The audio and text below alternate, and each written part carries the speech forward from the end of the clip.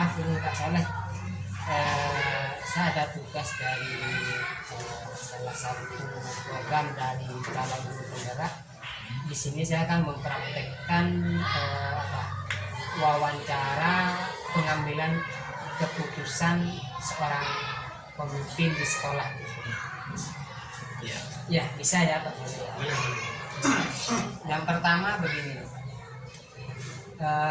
bagaimana Bapak mengidentifikasi kasus-kasus yang merupakan dilema etika atau bukan moral? Ya, kalau permasalahan seperti itu, seperti apa namanya, mengidentifikasi permasalahan kasus yang ada pada anak. Terlebih dahulu saya harus mengamati dulu.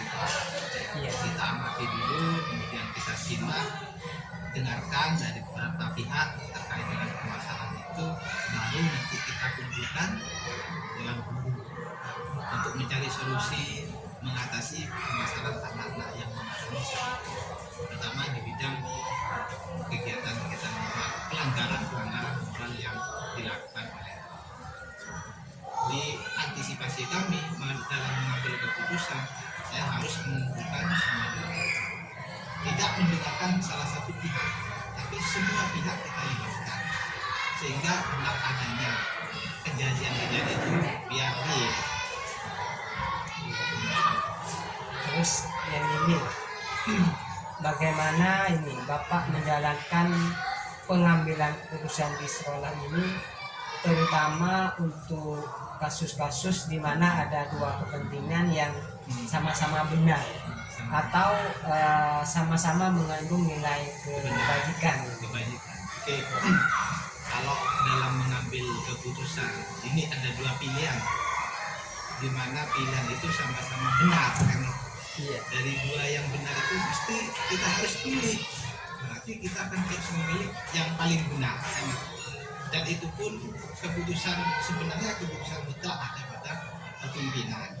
Akan tetapi saya tetap berkomunikasi dengan guru. Solusinya itu harus koordinasi dengan guru. Karena apa? Musyawarah untuk mufakat, untuk menghasilkan sebuah kesepakatan, untuk menghasilkan sebuah hasil yang positif, yang baik, yang sekiranya sama-sama enak didengar, sama-sama enak bagi pihak yang bersangkutan, maka kita harus dudukkan. Dan kemudian kami tarik kesimpulan, saya putuskan tetap ambil yang satu yang terbaik di antara dua yang. Iya. Kemudian ini Pak, langkah-langkah atau prosedur seperti apa yang sudah dilakukan selama ini?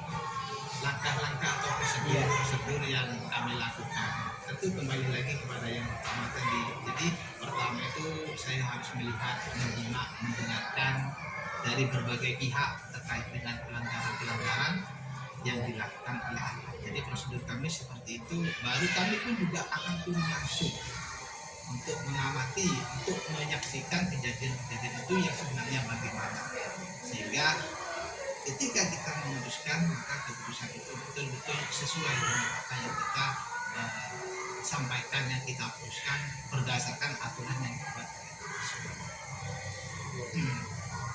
Kemudian ini hal-hal apa saja yang selama ini Bapak anggap efektif ya dalam mengambil keputusan pada kasus-kasus dilema etika di sini?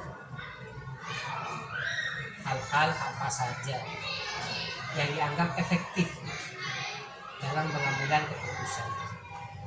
Ya, baik. Kalau menurut pandangan kami, hal-hal yang efektif untuk mengatasi dilema etika pada anak-anak itu memang yang namanya pendidikan untuk mewujudkan anak yang berkarakter. Memang pendidikan karakter memang penting, perilaku moral juga penting. Hal-hal yang seperti ini yang kita perlu kita tingkatkan untuk untuk menjadikan anak itu lebih beretika, tidak pada hanya pengetahuan saja. Jadi saya harus menitik beratkan kepada nilai-nilai moral, nilai-nilai etika. Tentu seperti itu.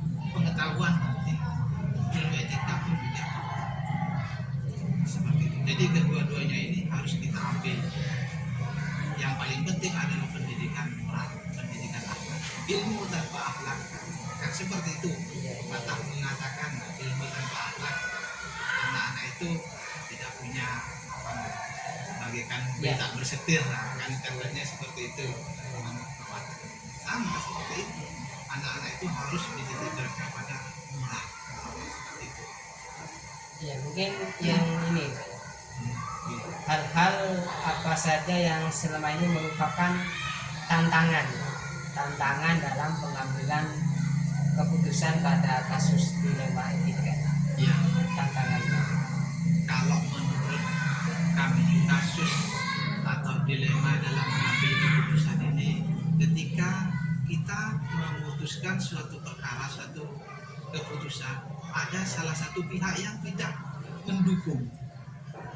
Tuh, ini tantangan. contohnya ya tantangannya, contohnya anak ketika datang terlambat, kita tindak, kita sanksi, ya kita juga diawasi oleh payung hukum. Anak-anak itu kan tidak diberlakukan secara apa namanya, disangsi berat dan lain sebagainya, dikasih sanksi-sanksi ringan pun juga bermasalah, dikasih sanksi berat juga masalah. Nah ini kalau semisal itu dari pihak sekolah dapat dukungan, dapat payung hukum untuk menyangsi anak, maka sekolah itu kayaknya bisa melakukan tindakan-tindakan yang dapat membuat anak itu ke depannya lebih baik. Dari pihak salah satu juga dari pihak orang tua. Pihak orang tua kadang tidak mendukung. Anak hanya dijewer sedikit saja gara-gara telat. Kan tujuan sekolah kan baik, ingin menjadikan anak tertib aturan, disiplin dan lain sebagainya. Hanya suruh keliling ke lapangan 3 kali, laporan ke orang tua, ngadu, orang tua sudah. Contohnya anak ketika datang terlambat, kita tindak, kita sanksi, ya kita juga diawasi oleh payung hukum. Anak-anak itu kan tidak diberlakukan secara apa namanya, disangsi berat dan lain sebagainya, dikasih sanksi-sanksi ringan pun juga bermasalah, dikasih sanksi berat juga masalah. Nah ini kalau semisal itu dari pihak sekolah dapat dukungan, dapat payung hukum untuk menyangsi anak, maka sekolah itu kayaknya bisa melakukan tindakan-tindakan yang dapat membuat anak itu ke depannya lebih baik. Dari pihak salah satu juga dari pihak orang tua. Pihak orang tua kadang tidak mendukung. Anak hanya dijewer sedikit saja gara-gara telat. Kan tujuan sekolah kan baik, ingin menjadikan anak tertib aturan, disiplin dan lain sebagainya. Hanya suruh keliling ke lapangan 3 kali, laporan ke orang tua, ngadu, orang tua sudah tidak terima. Contohnya kayak kasus guru sampai diketepin, kena jidaknya itu kemarin, itu kan kasus gara-gara kepala sekolah ingin mendidik anak itu menjadi lebih baik, tapi anaknya yang tidak mau. Nah itu sebuah kasus. Itu contoh perilaku yang memang apa namanya perlu kita wujudkan untuk menjadikan anak itu beretika, bermoral, tahu sopan santun terhadap guru. Kemudian berikutnya ini misalnya, apakah Bapak ini memiliki sebuah jadwal tertentu dalam sebuah penyelesaian kasus dilema etika ini? Apakah Bapak langsung menyelesaikan di tempat atau memiliki sebuah jadwal untuk menyelesaikan? Kalau permasalahan kasus Pak, itu kan jadwal katanya tidak tentu Pak. Karena kalau kasusnya itu terjadi hari ini, maka sehari ini juga kita segera tindak. Jangan biarkan nunggu beberapa hari lagi. Contohnya ada anak sudah tidak masuk 3 kali, 3 hari sakit, atau ada anak yang melanggar aturan sekolah, maka pada waktu itu juga kita harus melakukan pelanggaran anak itu harus segera ditindak. Jangan menunggu. Kalau menurut pribadi kami, jangan menunggu. Kalau menunggu ini perilaku yang masih menunda-nunda waktu. Ya, khawatirnya nanti timbul masalah-masalah yang lain. Yang lain, siswa-siswa yang lain bermasalah. Nah ini kan cuma nunggu nanti. Nah itu, jadi tidak menunggu. Tetapi kalau program-program kegiatan seperti kesiswaan itu memang sudah terjadwal. Kesiswaan, pembinaan terhadap siswa itu memang ada jadwal. 1 bulan 2 kali, kadang sidak, kerapian dan lain sebagainya, itu memang sudah terjadi. Akan tetapi kalau ada kasus seketika spontanitas, maka ketika itu juga kita harus ambil tindakan. Tuh. Ini apakah ini ada seseorang atau bentuk atau faktor-faktor ini yang selama ini mempermudah atau membantu Bapak dalam mengambil keputusan? Ya, tentu di situ kalau dalam mengambil sebuah keputusan, saya kan kembali lagi kepada hal yang tadi, dalam mengambil sebuah keputusan kami juga dibantu oleh 4 waka. Yang pertama waka kesiswaan, waka kurikulum, waka satgas atau waka humas. Nah, kalau masalah kasus pada anak biasanya yang saya panggilkan waka kesiswaan dan waka humas, bagaimana terkait dengan anak ini, sehingga ketika saya memutuskan saya tidak tidak terjadi kesalahan, karena harus dipertimbangkan dulu ketika mengambil keputusan. Jangan langsung mengambil keputusan, kan itu kita tarik dulu kesimpulan, tanya dulu dari berbagai pihak, terutama humas dan kesiswaan, apa benar anak ini seperti ini Pak. Dari humas laporannya kalau benar, kemudian dari kesiswaan memang iya, maka barulah kita putuskan supaya apa, hasilnya betul-betul sesuai dengan apa yang kita inginkan. Iya. Kemudian ini Pak yang terakhir nih. Dari semua hal yang telah disampaikan Bapak tadi, pembelajaran apa yang bisa Bapak petik dari pengalaman Bapak ketika mengambil keputusan dilema etika? Ya, pelajaran yang kami petik memang kami kan juga seorang murid, pernah jadi seorang murid. Jadi sebenarnya pelajaran itu adalah guru yang terbaik, kan seperti itu. Jadi sebelumnya kami juga sudah belajar pengalaman dari senior kami, dari guru-guru kami. Itu untuk mengambil sebuah keputusan. Maksudnya sebuah permasalahan itu harus dapat diambil berdasarkan keputusan bersama. Meskipun kami selaku mengemban amanah di lembaga ini. Jadi untuk untuk mengambil sebuah keputusan terkait dengan permasalahan, utamakan adalah musyawarah. Walaupun kami sebagai pimpinan pengemban amanah, bukan hanya bukan untuk karena utang-utang saya sebagai pimpinan, ini apa kata saya, enggak seperti itu. Kita harus belajar menghargai sehingga apa yang kita putuskan nantinya enak dijalankan secara bersama-sama. Ya, baik Bapak, terima kasih sudah menyampaikan waktunya untuk wawancara ini ya. Sekali lagi saya ucapkan terima kasih sudah wawancaranya dengan baik.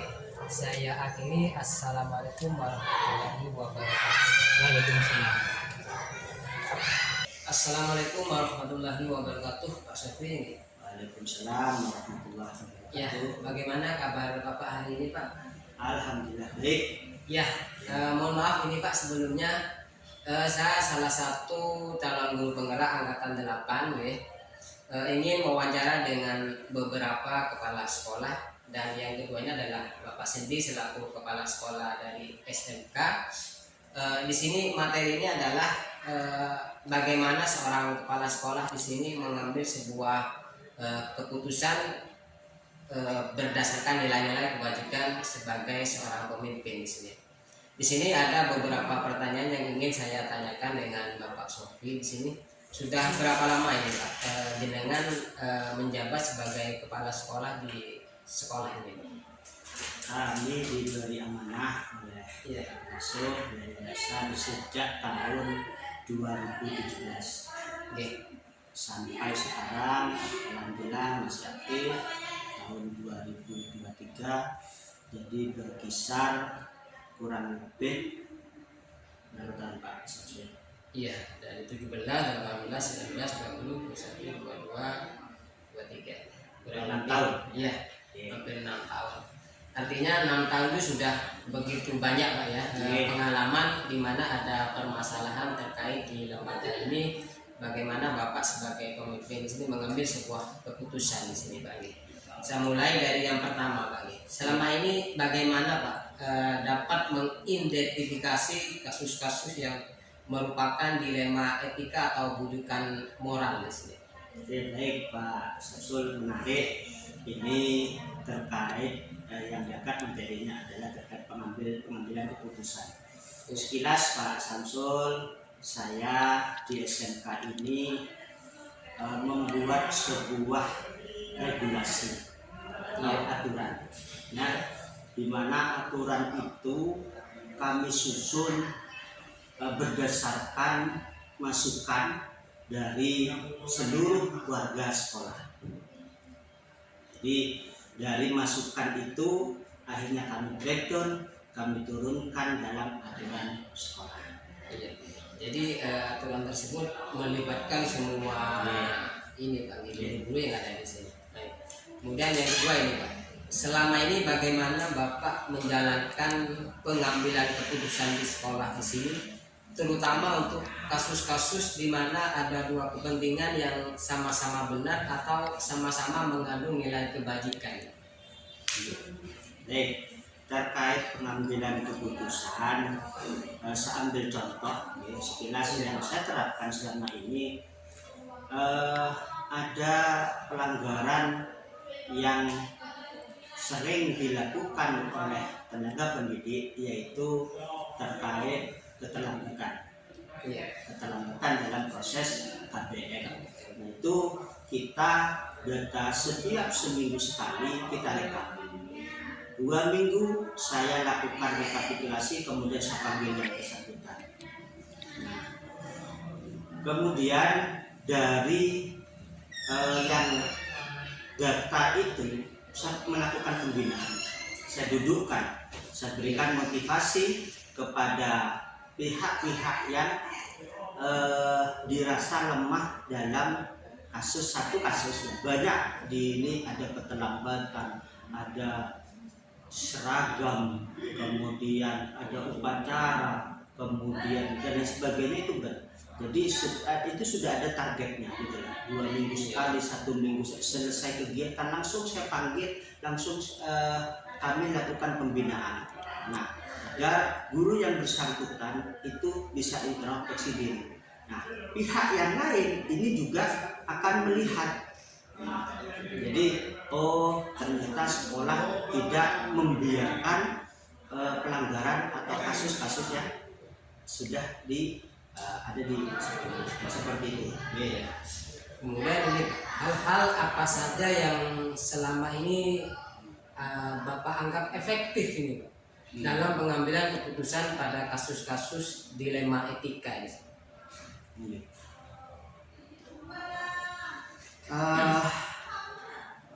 Hal-hal ya, yang dianggap efektif di sini. Jadi kami melihat seperti yang sampaikan tadi Pak Samsul, apa yang terjadi di lapangan. Yang terjadi di lapangan itu adalah hal yang objektif. Yang seperti saya sampaikan tadi, misalnya terlambat tadi. Nah, itu kan hal-hal yang dianggap kurang efektif ya. Kemudian sedangkan untuk yang efektif itu saya akan mengajak teman-teman waka ya, bagaimana sekiranya nanti saya ngobrol ya dengan teman-teman agar manajemen itu bisa berjalan. Iya.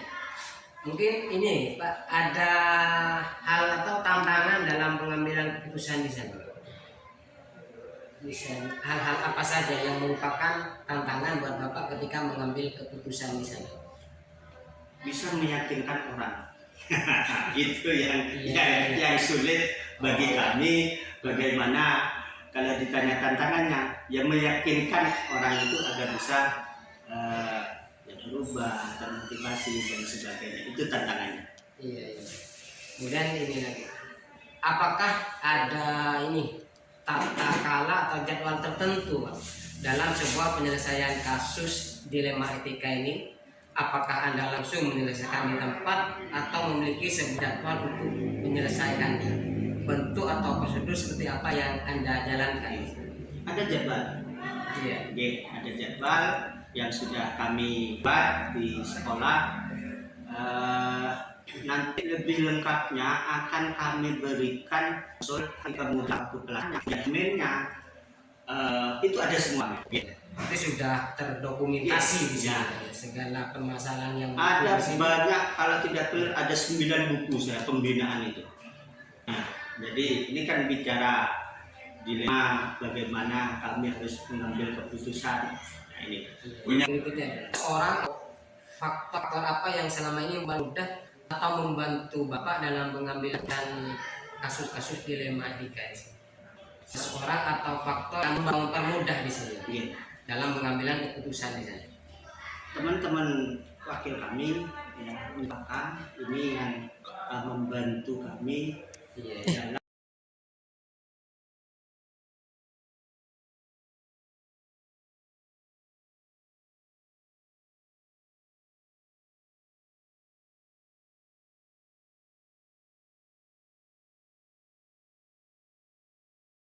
Apakah ada ini Pak, seseorang atau faktor-faktor apa yang selama ini mempermudah atau membantu Bapak dalam pengambilan keputusan dalam kasus-kasus dilema etika di sini?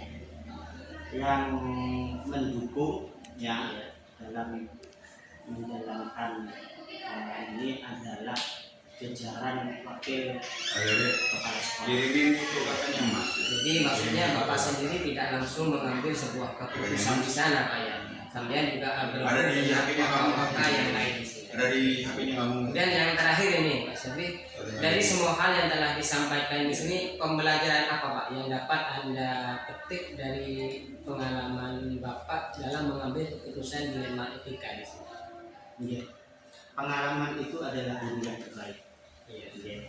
Jadi dari pengalaman itu kita bisa belajar seperti yang saya sampaikan di awal Pak Samsul, aspirasi dari warga sekolah utamanya jajaran maka itu yang kami buatkan regulasi. Kita tunjukkan apa yang ditemukan oleh teman-teman jajaran sekolah harus seperti apa, saya turunkan, saya buatkan regulasi sehingga temuan-temuan itu tidak lagi terjadi. Terima kasih Pak Dik sudah meluangkan waktu untuk wawancara dengan saya seputar pengambilan keputusan ini. Mudah-mudahan wawancara ini bisa menambah pengetahuan saya di dalam pemula ini. Kalau perlu Pak Samsul nanti bisa lihat dokumen hasil pembinaan pengambilan keputusan kita ada. Ya, saya akan lihat nanti biar saya nanti bisa memahami sejauh mana pengambilan keputusan di sekolah ini dijalankan. Terima kasih Pak sebelumnya saya akhiri. Assalamualaikum warahmatullahi wabarakatuh. Waalaikumsalam warahmatullahi wabarakatuh.